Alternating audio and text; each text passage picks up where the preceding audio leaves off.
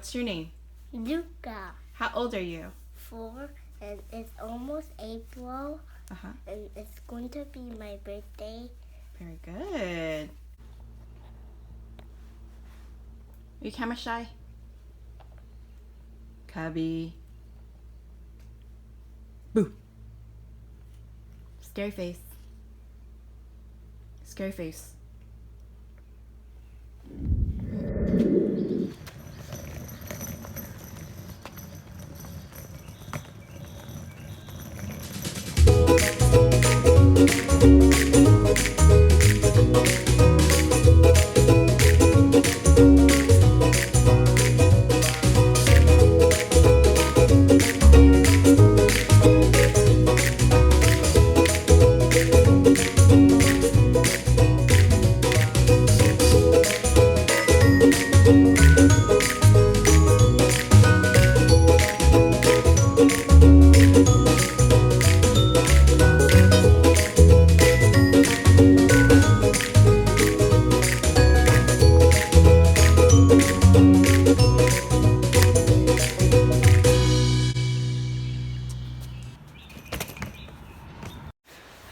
Hi guys, my name's Angelina and I'm a mother of 2 boys through adoption. Luca is our oldest son who we adopted 2 years ago from Korea. It was an international adoption.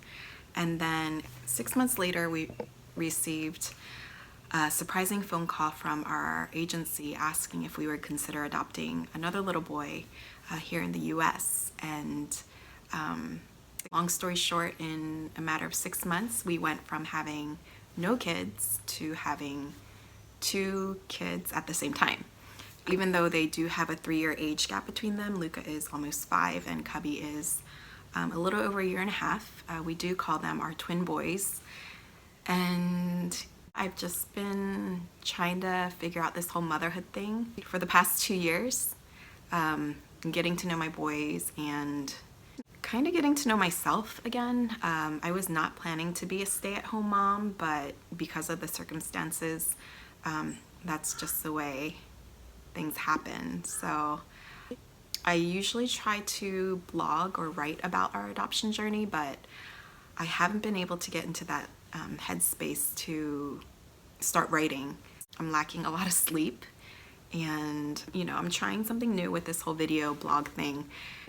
We'll see how this goes, but I thought I'd start out with a video about frequently asked questions that I get about adoption. I think the fact that my husband and I are of Korean descent and are open about our adoption and our adoption process and journey. I've had several people reach out to me who just wanted to ask me some questions, which is great. So hopefully, I'll give you a little bit more insight of what it means or what it's like for Korean Americans to adopt openly. Culturally, it's a little bit different than just straightforward American adoption, or I guess any other country really. But yeah. So the first question is, did you always know you wanted to adopt? And my answer is no. It wasn't one of those things in my 5-year plan, 10-year plan, or any plan really about adopting a child.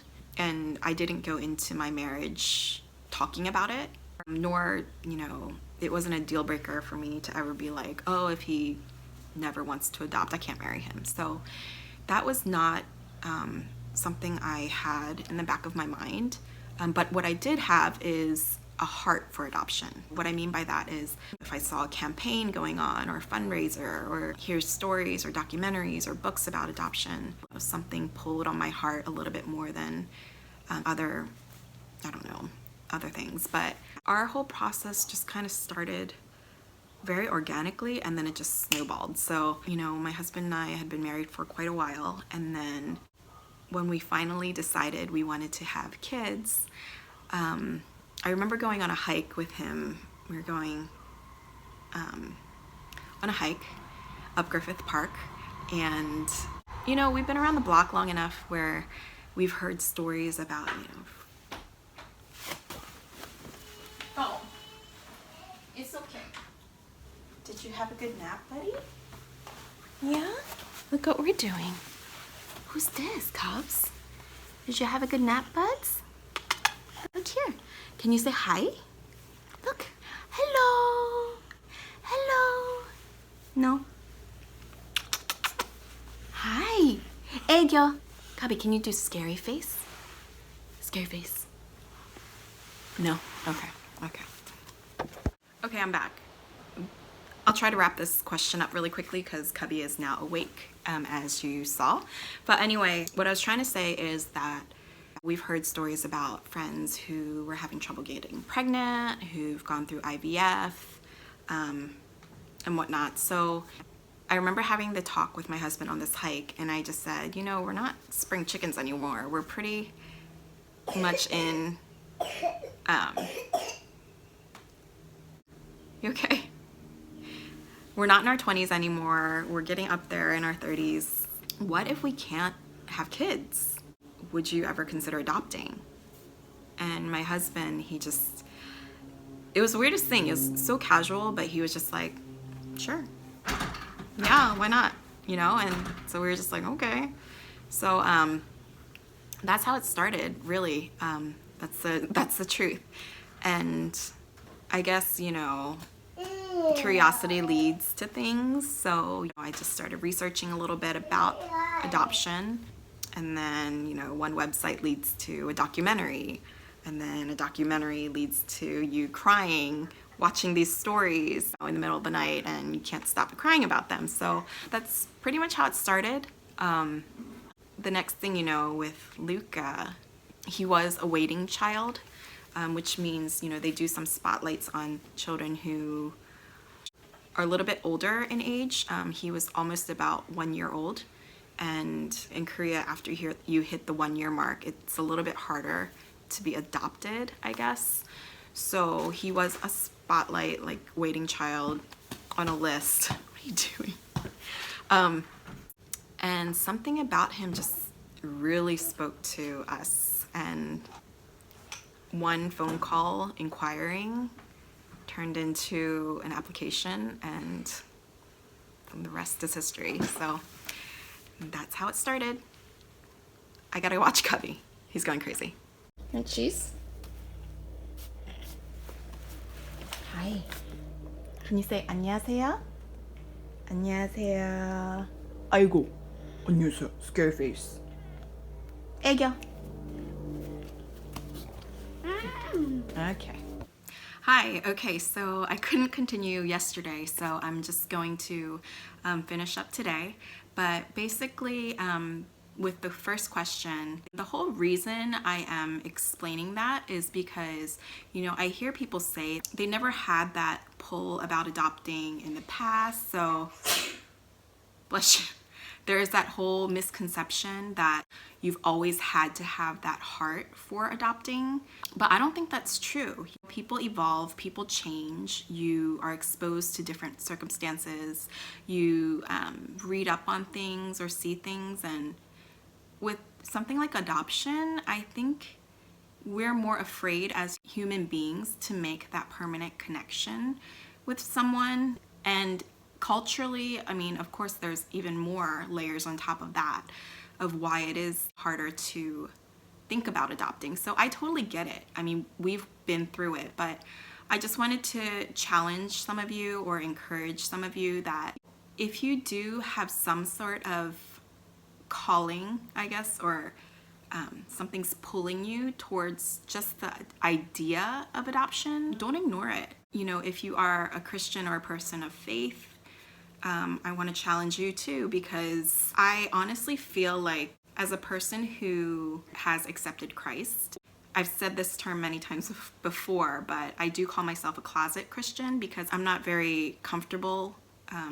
It's a very conscious thing for me to talk about my faith, because I've always thought of, you know, my relationship with God to be very private.